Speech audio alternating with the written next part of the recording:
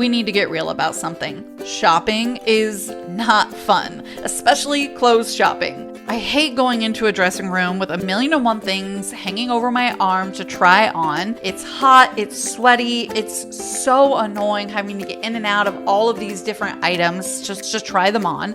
The mirror, that's a whole nother story. They're awful. And I end up, and I know you do too, liking nothing. Something's gotta give, and this is where Stitch Fix comes in.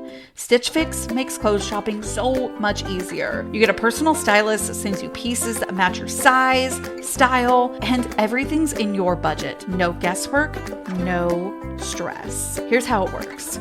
You take a quick style quiz, you share your size, your style and budget, and you get matched with a real human stylist who catches your vibe. It's no risk, all style. Get a personalized Fix box straight to your door and try it all on in the comfort of your home. Shipping and returns are always free, and there's no subscription required. Plus, get a free try-on for your first fix. Get started today at stitchfix.com/podcast to get $20 off your first order, and they'll waive your styling fee. That's stitchfix.com/podcast.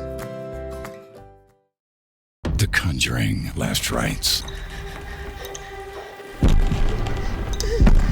On September 5th. Come down here! I need your help!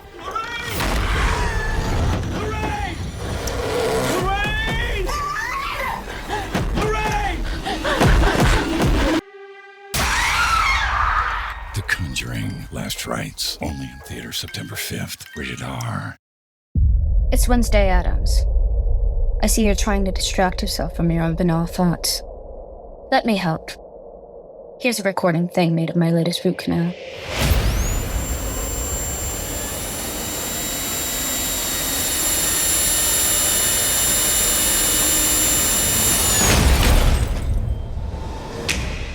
Wednesday Season 2 is now playing, only on Netflix.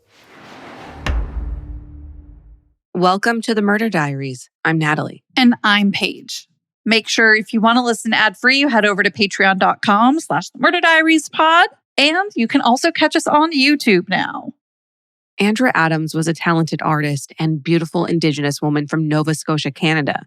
Now, Andra was known as Andee to those who knew her, and we'll also be referring to her by her nickname throughout this episode. So when Andee was 27, she left Nova Scotia after meeting a man online. She traveled to Seattle, Washington to continue their online romance in person. After some back and forth on her part from Seattle to Nova Scotia and Nova Scotia to Seattle, because he never went to Canada, COVID hit. And lockdowns meant Andee was stuck in the US for an unknown amount of time. But even once the borders reopened and travel became less restricted, Andee didn't return to Canada. And her family believes she was being influenced to stay in the US by the man she was in a relationship with. When her family started seeing signs that they now think indicated abuse, they began to worry. And when Andee was involved in an incident that claimed her life, her family couldn't help but wonder if the signs they had seen pointed to domestic violence, and if that had played a role in her death. The authorities quickly dismissed the death as an accident, and to this day, nearly 5 years later, there hasn't been a proper and thorough investigation into Andee's death.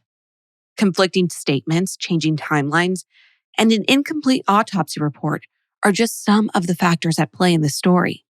What's not in dispute is that Andee didn't deserve to die and didn't deserve the lack of attention given to her case. This is her story. You still think it's in my head, but I'm walking with the dead. Andra Piper Frances Adams was born on January 8, 1993, in Halifax, Nova Scotia, Canada. She was the first child born to parents Don and Lilith Adams, but she wasn't an only child for long, because 27 minutes later, twin brother Ryan arrived. And just 18 months after that, another little brother arrived and completed the Adams family brood. The three children were close in age, but they were also close in general. Not long after the children were born, Andee and Ryan were 6, Don and Lilith separated. The split was hard on everyone, and it took a long time for the dust to settle. Dawn and Lilith managed to agree to be amicable for the sake of their children, but they were far from friendly and barely talked. Andee and her siblings were very close growing up, as I said, and Andee was also close to her mom. Andee was described as the glue of the family, and she often acted as mediator. She had a positive outlook and saw the good in everyone. But she wasn't just there for her family. She was always happy to lend an ear to friends who needed it. She even considered a career as a counselor. As someone who had experienced hard things and been in dark places, she wondered if she would be able to help others out of their dark places. Friends described Andee as their rock and would talk about her helping them feel grounded. Andee lived with anxiety and other mental health conditions, and she found that hula hooping and roller skating helped her manage her symptoms. So on a bad day, she could be found exercising with her headphones in, blasting music. Andee was artistic and was described as a firecracker. She adored getting dressed up to go out, adding her artistic flair to her outfits and makeup. So it's no surprise that the woman who loved to dress up and do makeup loved Halloween.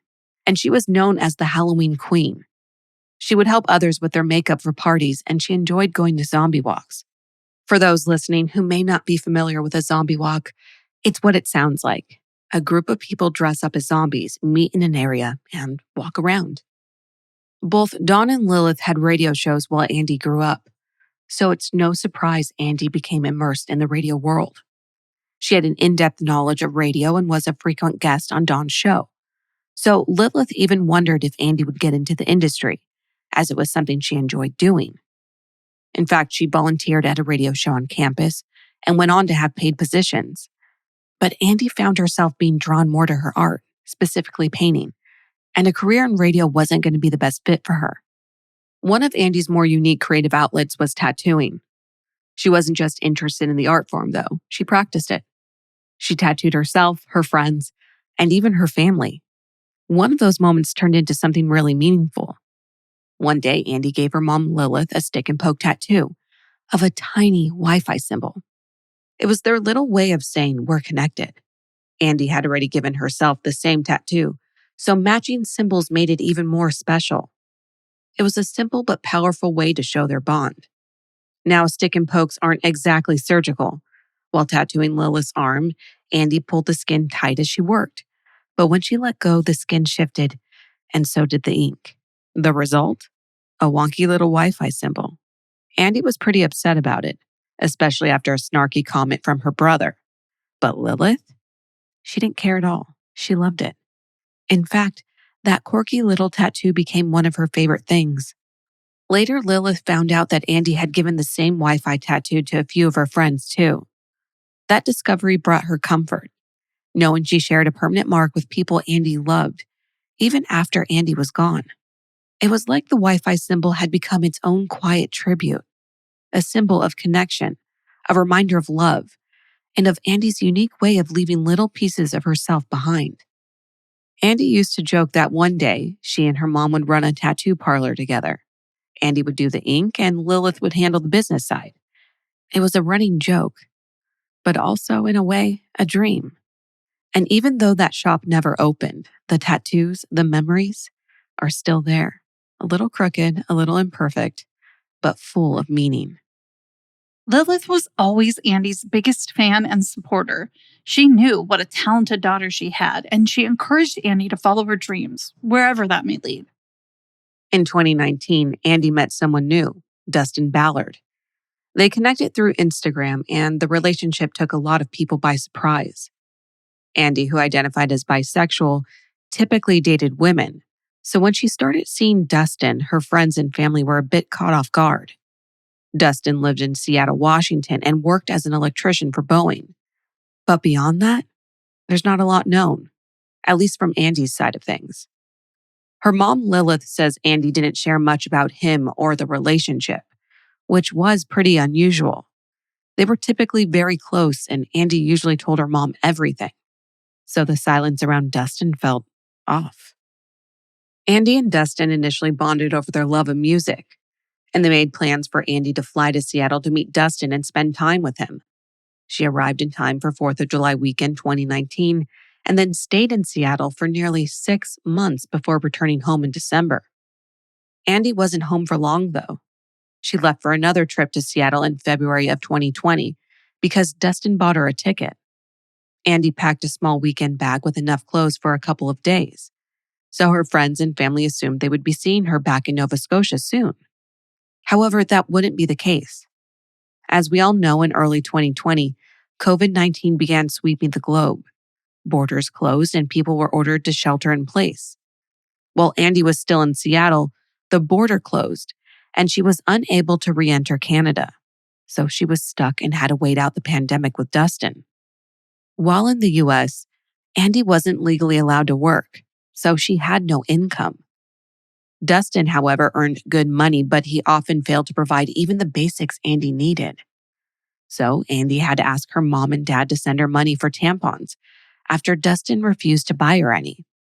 Lilith and Dawn sent small amounts of money, $50 here, $100 there, so Andee could get the necessities of life. There were other red flags during this time that Andee spent in Seattle. When she posted photos online during this period, they worried her family and friends. Andee, who was usually dressed to the nines and had a full face of makeup, was posting pictures barefaced and without hair dye. Although hair salons were closed, Andee wasn't afraid of box dye and would have usually just colored her hair at home. Her hair was usually colored any color of the rainbow, but in Seattle, the photo she posted of herself, she had a blonde bob, which wasn't her style. Her usual outlandish outfits were replaced with long sleeves and high neck items. She would usually proudly display her tattoos, but those too were covered up. Some photos appeared to show bruising on Andee's arms, and even a black eye covered up with makeup. However, Andee didn't confide in anyone about any physical abuse. But beyond the aesthetics of her appearance, underneath the hair and the makeup and the clothes, Andee looked sad. The woman who usually owned every space she entered and lit up every room like a dazzling disco ball appeared unhappy and reserved. When the Canadian border finally reopened and Andee had the chance to come home, she didn't. She stayed in the US with Dustin. According to those close to her, Dustin convinced her it still wasn't safe to travel back, even though the restrictions had lifted. Andee believed him, so she stayed. But eventually, she realized it was safe to return. By then, though, she was stuck. She didn't have the money for a plane ticket. She reached out to her maternal grandmother, hoping for help with the fare, but her grandmother refused. She told Andee, "You got yourself there. You can get yourself back." But Andee never made it home. It's unclear why she turned to her grandmother instead of asking her parents. Maybe it was pride. Maybe it was desperation. Or maybe it was just one of those complicated family choices we only begin to understand in hindsight. What we know now is that Andee was showing classic signs of being abused. According to the National Commission on COVID-19 and Criminal Justice, domestic violence incidents in the United States increased by 8.1% following the imposition of lockdown orders. By isolating people in their homes, the pandemic separated potential victims from the network of friends, neighbors, teachers, and other individuals capable of reporting signs of abuse and helping those at risk escape a dangerous environment. Andee couldn't have been more isolated. She was living in a different country from her support system, unable to create a new one through a workplace or hobbies because everyone everywhere had to isolate. Withholding money is another way abusers control. According to the National Network to End Domestic Violence, financial abuse is a common tactic used by abusers to gain power and control in a relationship. The forms of financial abuse may be subtle or overt, but in general, they include tactics to conceal information, limit the victim's access to assets, or reduce accessibility to the family finances. Financial abuse, along with emotional, physical, and sexual abuse, includes behaviors to intentionally manipulate, intimidate, and threaten the victim in order to entrap that person in the relationship. In some cases, financial abuse is present throughout the relationship, while in others, Financial abuse becomes present when the survivor is attempting to leave or has left the relationship. This lines up with what we know about Andee having to borrow money from her mom and dad for tampons and having to ask her grandmother for help to buy a plane ticket. Dustin had the money available, but he wouldn't spend it on Andee. It isn't like she was asking for a new car or a fancy purse. She was asking for hygiene products and to return to her family. If Dustin bought her the ticket to see him initially, Andee probably assumed that the return ticket would also be on him. As time went on, Andee started to pull away. She became more and more withdrawn from her friends and family. The contact didn't stop completely, but it slowed. When she did reach out, it was often vague. She might mention having a bad mental health day, but she rarely went into detail. That's just how Andee was. Her mom, Lilith, says that if Andee didn't want to talk about something, she wouldn't. No amount of asking or nudging would get it out of her. She was like James Bond, Lilith said. If she didn't want you to know something, that information was locked down. Nothing would get it out of her. It's clear Andee was hurting, but she kept most of it to herself. On September 19th, 2020, Andee's father, Don, got the kind of phone call no parent ever wants to receive. It was from the hospital. Now, they didn't say Andee had died. Instead, they were calling about cornea donations. Don was completely thrown. Cornea donations? What did that mean? His daughter was young, healthy. What were they talking about? That's when the truth began to unfold. That's how he found out Andee was gone. Don was in shock, scrambling to understand what had happened. He started calling the police, trying to get answers, but instead of help, he got the runaround. One number would direct him to another, then another, then another. No one seemed to want to give him a straight answer. Eventually, he pieced it together. Andee had been in a car accident. Dustin was with her. She didn't survive. She was just 27 years old.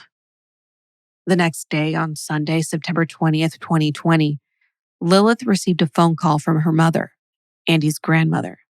Yes, the same grandmother who once told Andee that if she could get herself to Seattle, she could get herself back.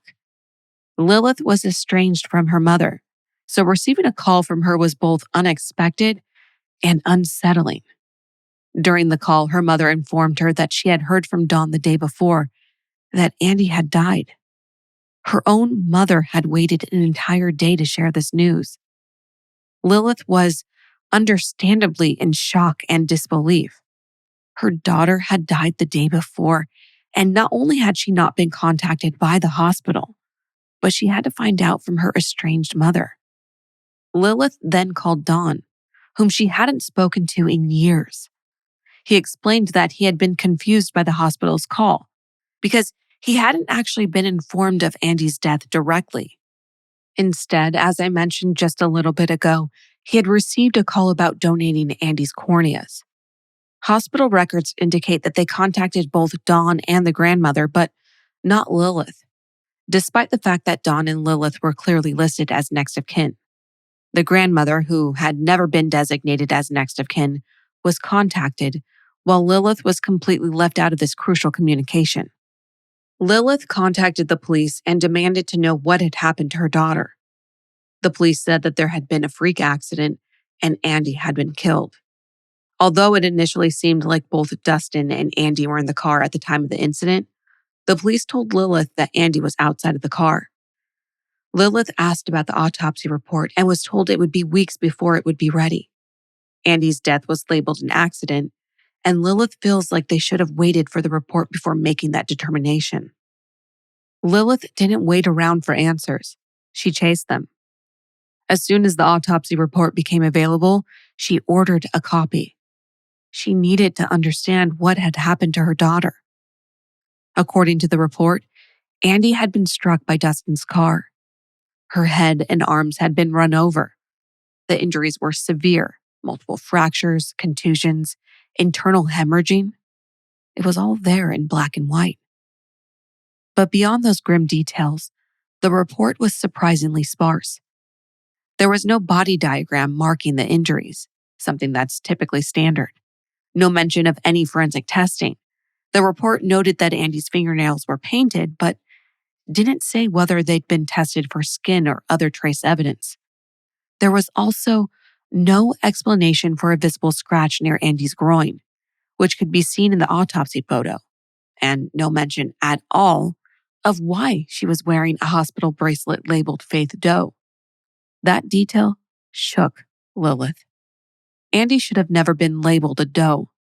Dustin had been with her. He should have been able to identify her at the scene.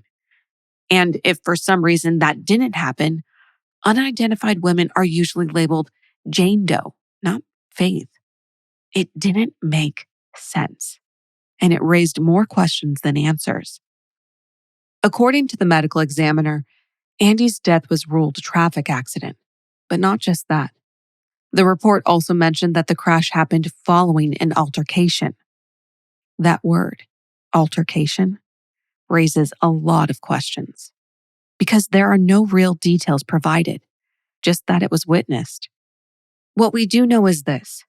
Dustin was driving and Andee was in the passenger seat of a Chrysler 300. A witness reported seeing her get out of the car and walk behind it, apparently to get to the driver's side. When she couldn't get the driver's door open, she also tried the rear left passenger door, but had no luck. And then somehow she fell and was run over. By the time emergency services arrived, Andee had died from her injuries. But here's something that made Lilith stop in her tracks. Dustin didn't call 911. Instead, he called his friends. And if you're sitting with some questions right now, you're not alone. Lilith has them too, a lot of them. She can't understand how Andee ended up under the car, especially a low-riding vehicle like a Chrysler 300. She wants to know more about this so-called altercation. She wants to know why the autopsy report felt rushed and incomplete. And she wants to know why the police didn't seem to be taking her daughter's death seriously. But instead of answers, Lilith has gotten silence. When she asked to see the full case file, the videos, the reports, the details, she was told to wait. That wait lasted 20 months. While the clock ticked, Lilith did what any mother would. She started looking for answers herself. She spoke with some of Andee's friends, trying to piece together what her daughter's final weeks had looked like. And the picture that emerged was heartbreaking. Friends said Andee had been unhappy, that Dustin accused her of things, that she seemed emotionally worn down and more withdrawn than usual. Some of them even tried to step in. They called the Seattle Police Department directly, urging them to dig deeper into the case. They didn't believe this was just a tragic accident. But those calls went nowhere, and their concerns fell on deaf ears. So the case remains as it was labeled, a traffic fatality. To add to Lilith's frustrations, the media was refusing to report on Andee's death even after she approached outlets and begged for coverage. Lilith was told that the case wasn't newsworthy because of other, bigger things that needed to be reported on. One reporter suggested to Lilith that the only way to get media attention would be if there was police misconduct involved, which left Lilith feeling that Andee's death was being dismissed in favor of larger scandals. After 20 long months of waiting, Lilith finally received the police files and evidence she requested. There were reports, body cam footage, interview footage, and Lilith set to work sorting through everything. When Paige and I first started this podcast and our business, it felt like we were signing up for a million jobs we never trained for. That's why we wish we had Shopify from day one. Because Shopify isn't just an online store. It's like having a business partner that actually knows what they're doing. It takes the guesswork out of so many steps and gives entrepreneurs like us the tools to actually grow without losing our minds in the process. Shopify is the commerce platform behind millions of businesses around the world and 10% of all e-commerce in the US. From household names like Skims and Rode to brands just getting started. And you too can get started with your own design studio. With hundreds of ready-to-use templates, Shopify helps you build a beautiful online store to match your brand's style. You can accelerate your content creation as well, because Shopify is packed with helpful AI tools that write product descriptions, page headlines, and even enhance your product photography. And on top of that, you can get the word out like you have a marketing team behind you by easily creating email and social media campaigns wherever your customers are scrolling. And best yet, Shopify is your commerce expert with world-class expertise in everything from managing inventory to international shipping to processing returns and beyond. If you're ready to sell, you're ready for Shopify. Turn your big business idea into with Shopify on your side. Sign up for your $1 per month trial and start selling today at shopify.com/murderdiaries. Go to shopify.com/murderdiaries, shopify.com/murderdiaries. Lilith found that Andee and Dustin had been staying at a spare house owned by his parents at the time of her death. Dustin had a class he needed to attend for work, and that house was close to where he needed to be. So he was going to stay there for a few days, and Andee went with him. They arrived at the house on September 18th and were going to see Dustin's parents the following day. That next day was September 19th, the day that Andee died. So they never made it to see Dustin's parents. According to the files, the Seattle Police Department was dispatched at 3:39 p.m. to the 6600 block of 27th Avenue South. The call came from witnesses, and they were responding to a vehicle hitting a pedestrian during a domestic dispute. When the police arrived on scene, they found Andee lying in the road, bleeding from a head wound. Despite a witness giving a cloth to Dustin so he could try to stop the bleeding, Dustin didn't attempt to apply the cloth. Instead, when the police arrived, they used the cloth to try and slow the bleeding while they waited for the ambulance. Andee was still alive, but barely, and she wasn't conscious. She was wearing a pink sweater, black pants, sneakers, and a fanny pack with $3 bills inside. Andee was wearing clip-on earrings over her gauged ears. Lilith wondered if she was attempting to cover her gauges and tattoos because she was supposed to visit Dustin's parents that evening. Dustin was kneeling by Andee when police arrived, and he appeared to be stroking or petting her. He was calm and cold to officers. When asked what happened, he said, "We were driving, she was in my car, she hit me." Dustin then got up off the ground and walked away. Andee's phone was on the road a few feet from where she was laying, and body cam footage shows Dustin picking it up and putting it in his pocket. When the fire department arrived, they attempted to stabilize Andee and then transported her by ambulance to the hospital. She was pronounced dead upon arrival. Lilith believes that Andee was brain dead before emergency services could get to the scene, and there was nothing they could have done to save her daughter. Back at the scene, police questioned Dustin about what had happened. He would be questioned a few times, but here's what he said initially. "We were fighting very intensely," he told officers. "I was driving, she hit me, I have cuts here. She got out of the car, said, 'F you.' I said, 'I'm leaving then.' She got out of the car, ran, and I took off. She ran around the back and grabbed my door, and that's when she fell down and I pulled out. Her head on the ground. I don't know, I didn't see it." One of the officers then radioed in, saying it sounded like a domestic thing. Dustin later told the story again, but this time with more detail. "I was driving down the street, we were fighting. She told me to pull over, she told me to get out. I pulled over because she was getting out of the car. She grabbed me by the throat. I have scratches here. I pushed her off of me. She told me to pull over. I pulled over. She got out. I immediately drove away. She ran around this side and grabbed the handle, and the handle pulled her and she hit the ground." While saying this, he pointed out scratches on his neck and rubbed at them. But in doing so, he transferred blood from his own hands, Andee's blood, onto himself. Photos of those scratches, 4 in total, were documented in the police file. But here's something that still raises major questions. During the autopsy, Andee's fingernails weren't tested. So there's no way to confirm whether those scratches actually came from her. And even if they did, nothing justifies what happened to her next. And here's what's hard to believe. After giving his statement, Dustin was allowed to stay at the scene. He wasn't taken into custody. He wasn't escorted away. He was seen walking around freely, making phone calls. One of those calls to his mother, who then called the hospital to check on Andee. And there were more calls after that. He would speak with police again, and he would change his story again. But more on that coming up. The police had already begun analyzing the scene, and body cam footage recorded officers discussing theories of what had happened. Initially, they believed that Andee had been jerked to the ground and suffered a head injury from the force of the fall. However, later, an officer wonders if Andee had been hit by the car. They start interviewing witnesses, however, not all of them speak English, so the police call for more officers to come and conduct those interviews. There was a big protest happening that day, and it took up a lot of manpower, so they weren't sure if anyone would be able to come and speak with the witnesses who needed to communicate in another language. One witness said that they saw Andee and Dustin fighting in the car before Andee got out, went around the back, and grabbed the handle of the driver's door. They then saw the car drive over Andee, confirming the suspicions that she had been hit by the car.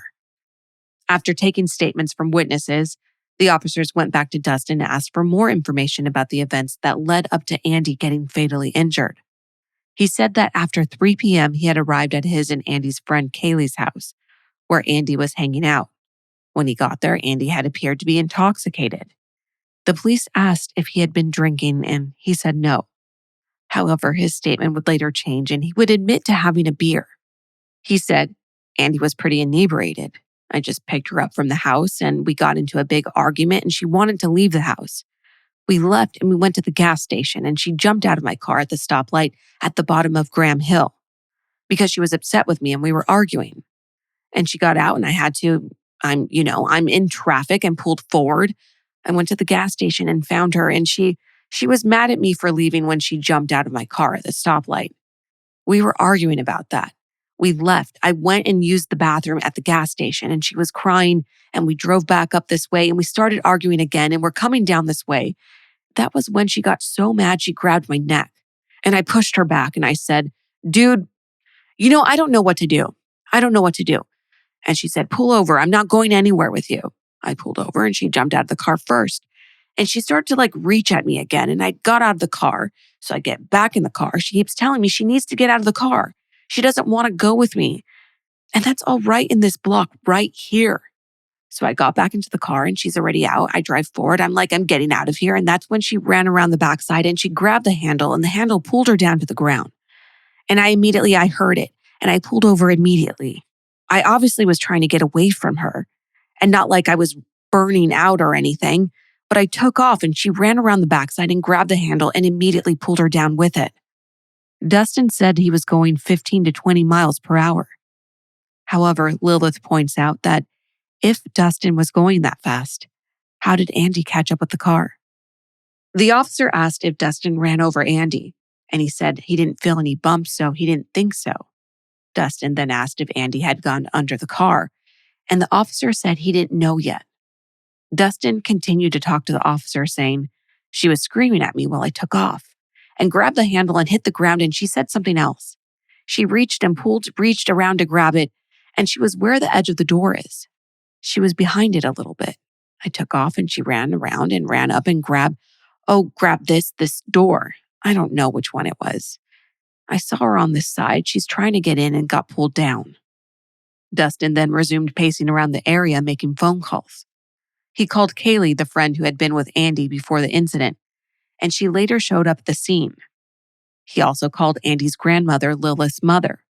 They had never spoken before, so it's unclear why he would call her grandmother, who she wasn't all that close with, rather than her mom, dad, or a close friend. Lilith believes that Dustin used Andee's phone to make the call, since he didn't have the grandmother's number and she didn't answer calls from unknown numbers. A little while later, body cam footage shows Dustin receiving a phone call, followed by him saying, "No, no, no." The call was likely from Dustin's mom to tell him that Andee had been pronounced dead at the hospital. If you remember, she was calling the hospital for updates. And unfortunately, the update she received was tragic. However, Dustin would later tell police he didn't know if Andee was still alive or not. After Andee's passing was discovered, the homicide unit and the traffic collision investigation squad also known as the TCIS, were called in. More on their investigation soon. It should also be noted that the domestic violence unit was never called in. One of the first people questioned at the scene was Kaylee, a friend who had been with Andee earlier that day. In fact, she was the one who picked Andee up that morning. Kaylee told police that around 10:30 a.m., she picked Andee up from the house where she'd been staying and brought her over for what she described as a casual get-together, maybe a cookout. Kaylee didn't live far from where the incident later occurred. At some point that day, after finishing a class, Dustin showed up to hang out with Andee. According to Kaylee, things started to shift. She said Andee began having an episode and that Dustin decided to take her home to help her calm down. Kaylee had an errand to run, so she left them both at her house. And when she came back, they were gone. Later, when questioned by police, Kaylee said she hadn't realized just how much Andee had been drinking that day. She admitted that Andee was more intoxicated than she originally thought. She also told officers that Andee drank often and that drinking made her mental health symptoms worse. Kaylee went on to add that the people at the gathering had actually hidden the alcohol and stopped drinking once they noticed signs of manic behavior from Andee. After giving her statement, police let Kaylee know that due to the severity of Andee's injuries and because this incident was domestic in nature, they'd need to come to her house, take measurements, and collect evidence. That's when Kaylee immediately jumped to Dustin's defense. She called him the kindest and most patient person she knew, and she insisted she was certain he wasn't at fault. The officer responded that Dustin wasn't in custody, and that if they believed he had intentionally caused Andee's injuries, he would be. But protocol still needed to be followed. Detectives would need to do a full review, including interviewing Dustin again and analyzing the scene thoroughly. Body cam footage shows officers telling Kaylee, sometimes accidents just happen. While speaking with her, the officer asked some follow-up questions, trying to build a fuller picture. He asked about Andee's family, and Kaylee said that the grandmother Dustin had phoned was the person who basically raised her. That wasn't true. Then the topic shifted to mental health. Kaylee shared that Andee was on regular injectable medication to manage symptoms of schizophrenia. Medication, she said, that helped with mood swings and manic episodes. She told the officer that Andee was a great person, but when she drank, those symptoms could take over. When Lilith heard all of this later, she was stunned. Yes, she knew Andee had struggled with her mental health at times, and yes, she knew she was on medication. But a schizophrenia diagnosis? She'd never heard that. And at the time of this recording, Lilith was still waiting on access to Andee's medical records.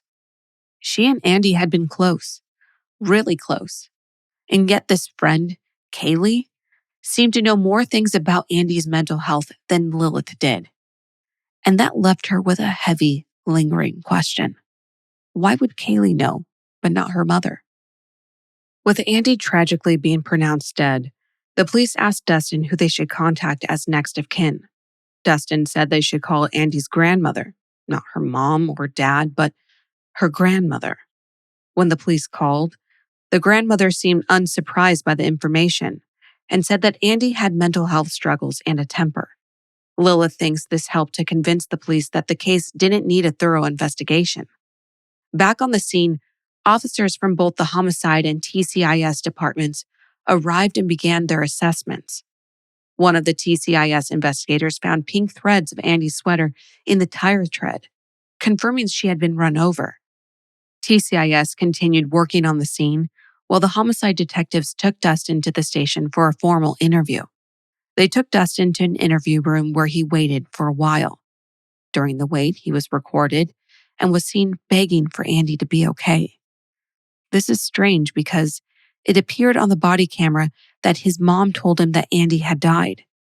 So why was he asking for her to be okay? When the detectives spoke with him, Dustin told him that he and Andee were really happy and had decided to get married so she could stay in America.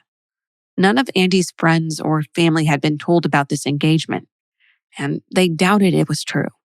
He continued, saying that Andee was jealous and would often accuse him of cheating, analyzing every scratch or mark on his body. Lilith thinks that Dustin is projecting, and she couldn't imagine Andee acting that way. Dustin also told police that Andee had bipolar disorder and schizoaffective disorder and had to change medication due to being in the States. When asked about the events of that day, Dustin recounted the events in much more detail than he had in initial interviews at the scene. He told officers about going to his class around 6 a.m. and then getting a text from Andee around 10:30 asking for the address of the place they were staying so Kaylee could come and collect her. Around noon, Dustin said he started getting texts from Andee saying she was uncomfortable at Kaylee's. She was mad and wanted to leave. Dustin said he drove to Kaylee's, still getting texts from Andee saying that someone was saying horrible things about her and Dustin, but she didn't elaborate, saying she would tell Dustin in person. Well, Dustin originally said he arrived at Kaylee's after 3. In this interview, he said he arrived between 2:10 and 2:20 p.m. According to Dustin, Andee was intoxicated and upset. The autopsy showed a blood alcohol of 0.133. To give a comparison, the limit for driving in Washington state is 0.08.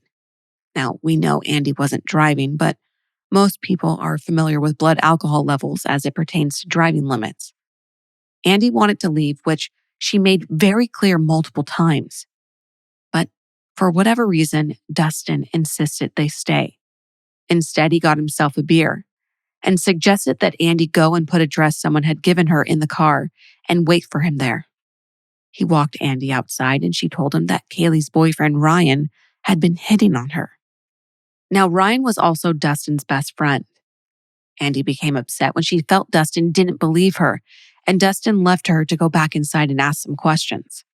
He said no one was forthcoming with information. And at this point, Kaylee asked Dustin to leave.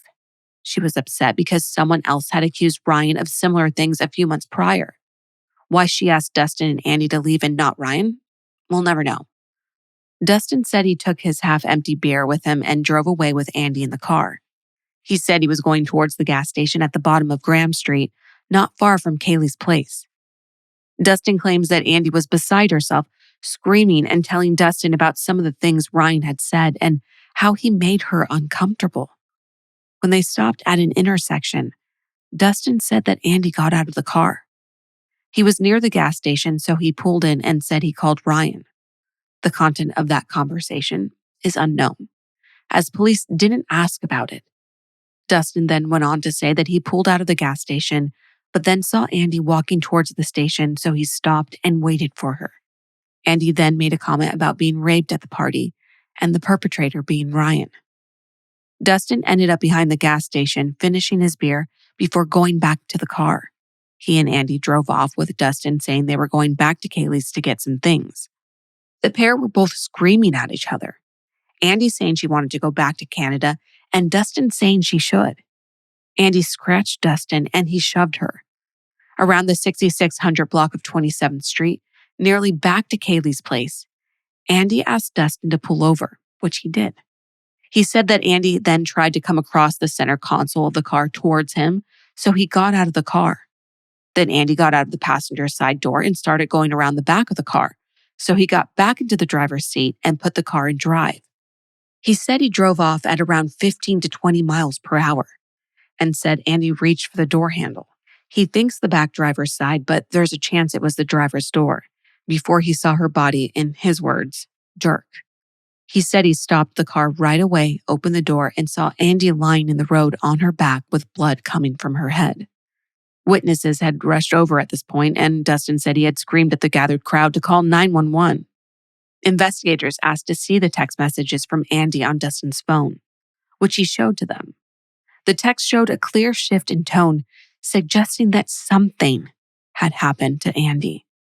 They could have checked the messages on Andee's phone, but they didn't collect it as evidence at the scene. When the interview concluded, officers asked Dustin if he knew about Andee's condition, and he said he didn't, so they told him that she had died. After he left the interview room, he could be heard crying in the hallways outside. Perhaps his mom didn't tell him that Andee had died, or maybe he didn't believe it until he heard it from the police. In the interview, Dustin admitted to drinking and driving. However, he was never asked to submit a blood alcohol test or any intoxication test. They said he didn't have a blood alcohol test because he had come from his class and hadn't been drinking, but even he admitted that he had had a beer and took it with him in the car. The test should have been run. Kaylee was interviewed over the phone for all of 5 minutes. Her recount was similar to Dustin's. When asked about the accusations against Ryan, she said she didn't want to talk about it. Instead, she talked about Andee's bipolar disorder and how it was made worse when she drank, leading to episodes. Kaylee said no one knew Andee was upset until she was very upset. Police quickly ruled Andee's death a tragic accident and closed the case. The final report says the police believe that Andee tried to grab one of the door handles. She then fell to the ground and was run over by Dustin's left rear tire. They said their conclusion was that this was nothing more than a tragic accident. When Dustin was being interviewed, an officer was making a report and stated that no charges were anticipated. But here's the thing. The interview hadn't even concluded, and the report was being written. Never mind the fact that the autopsy results hadn't come in, and surveillance footage hadn't been pulled yet. Before the autopsy was even completed, the medical examiner noted that the case was being treated as a traffic-related death. This shows that all possibilities weren't investigated, and Andee's death was treated as an accident from the very beginning. There was no further investigation into the domestic aspect leading up to the incident. The domestic violence unit was never even involved in the case, even when officers clearly said at the beginning of the investigation that they were looking at a DV situation. And despite Andee telling Dustin she had been raped, there was no rape kit done as part of the autopsy. On top of all of that, the scratch near Andee's groin wasn't noted in the report. Police didn't interview anyone else in the house, not even Ryan, and they didn't interview any of Andee's family or friends to get their perspective. In addition, their surveillance footage from the gas station was never accessed. Instead, police relied on witness statements and Dustin's statement to form their opinion. Lilith has never stopped fighting for her daughter. From the very beginning, she's been a tireless advocate, demanding answers, demanding accountability, and pushing for a more thorough investigation into what happened to Andee. And she's not alone. Don, Andee's father, also believes something wasn't right. He filed an official complaint with Seattle's Office of Police Accountability, or OPA. What the OPA found was troubling, to say the least. Their investigation uncovered multiple errors in how police handled Andee's case. Among them, officers never fully reviewed the body cam footage. They failed to investigate Dustin's movements on the day of Andee's death. They didn't look into the argument between Dustin and Andee in the car or any of the red flags related to domestic violence. They didn't interview everyone who was at Kaylee's house that day. They didn't test Dustin's blood alcohol levels to verify whether he'd been drinking more than he claimed. And they failed to properly question Dustin about how the car worked or how exactly the accident happened. OPA found that the officers involved were experienced, seasoned detectives who should have known better. These weren't rookie mistakes. These were steps they simply skipped. In their final report, OPA wrote, "While doing so likely would not have changed the outcome given the evidence, specifically because of the statements of the witnesses, it still resulted in an incomplete investigation that fell short of the standards governing the work of these detectives." They added, "It appeared to OPA that the named employees made a decision concerning the evidence very early on, and that because of this, they did not fully explore alternative theories or possibilities. This negatively impacted the quality of the investigation. In other words, the detectives made up their minds too quickly and stopped asking the hard questions. Still, despite acknowledging the serious flaws, OPA ultimately concluded that the failures didn't amount to intentional misconduct. Their words, "While this investigation didn't meet the high level expected of the named employees, OPA does not believe that it constituted intentional misconduct for which discipline is required." So, yes, they admitted the investigation was flawed. But no one would be held accountable. And for Lilith and Dawn, that wasn't just disappointing. It was devastating. So after all that, the investigation won't be reopened, and the officers in charge of ensuring a proper investigation won't face any consequences for the mishandling of Andee's case.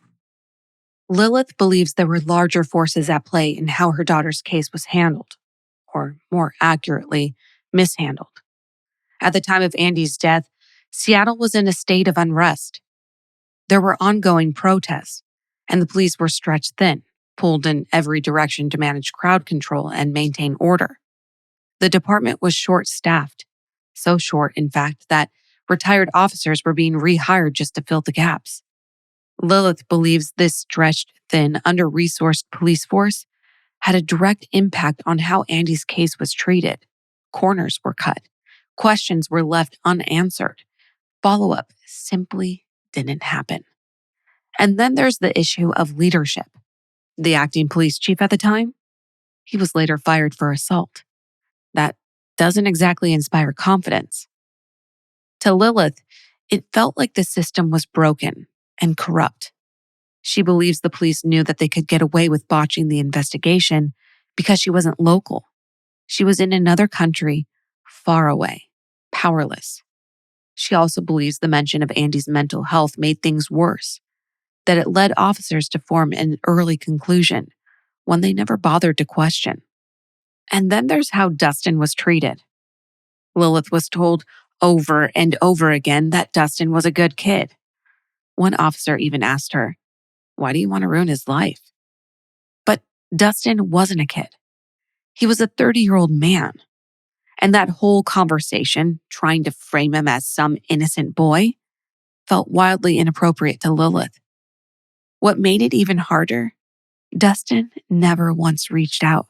Not to Lilith, not to Dawn, not to any of Andee's friends. No phone call, no message, no explanation, no apology. There was no memorial for Andee in Seattle. Nothing to acknowledge her life or her death. And from what Lilith could tell, Dustin showed no remorse at all. He also never arranged for Andee's belongings to be returned. Her phone and iPad were still in his possession, devices that held countless photos of her artwork, her life, her memories. And then something even more unsettling happened. After Andee passed, some of her friends noticed activity on her social media accounts, messages being read, accounts still active. They suspected Dustin was using her devices and accessing her accounts. They messaged the accounts asking who was there. No one replied. And then, just a few days after Andee's death, Dustin was seen in a video. He was out having sushi with Ryan. In the video, they were laughing, smiling, acting like nothing had happened. Tone Deaf doesn't even begin to cover it. Lilith watched the video knowing full well her daughter, Dustin's girlfriend, had just died. And somehow, he didn't seem to care. Lilith will continue to dedicate her life to investigating Andee's death. She's angry that she has to do it since she's not a detective and she's learning as she goes, but she'll do anything to shed light on the case that has been swept under the rug. She has also become a domestic violence advocate. She shares Andee's story on social media to try and raise awareness for the case, but also the red flags she wishes were recognized sooner. Lilith can't get her daughter back, but she hopes she can stop another mother from going through the pain that she's going through. Lilith gets comments on TikTok telling her that she was the reason people left abusive relationships, and that gives her the strength to keep going. In a recent interview, Lilith was asked what her message is to women in similar situations to Andee. She said, "I would hope that people will be more careful. Don't cut your friends out. Don't cut your support system off for anybody. That never makes sense. That's always a red flag. I think that maybe if we had known a little bit earlier, we could have prevented something, right? But people tend to hide stuff. And just because you had a fight with someone doesn't mean it's a domestic violence situation. Like, everybody has an argument, so that's cool. But when you're hiding these arguments, that gets you in trouble. Because if we had known, I guarantee we would have fought to bring her back. We would have walked to go get her." Lilith wants the investigation into her daughter's death reopened and every avenue looked into. That's what everyone deserves, and it's what Andee deserves. If you want to learn more about Andee's story, you can follow Lilith on TikTok at Justice for Andra Adams and join her Facebook group in loving memory of Andra Adams. Make sure to follow us on all of our socials at the Murder Diaries Pod. Subscribe to us on YouTube so we can start offering more video content for you all. And as always, until then, Stay safe. bye.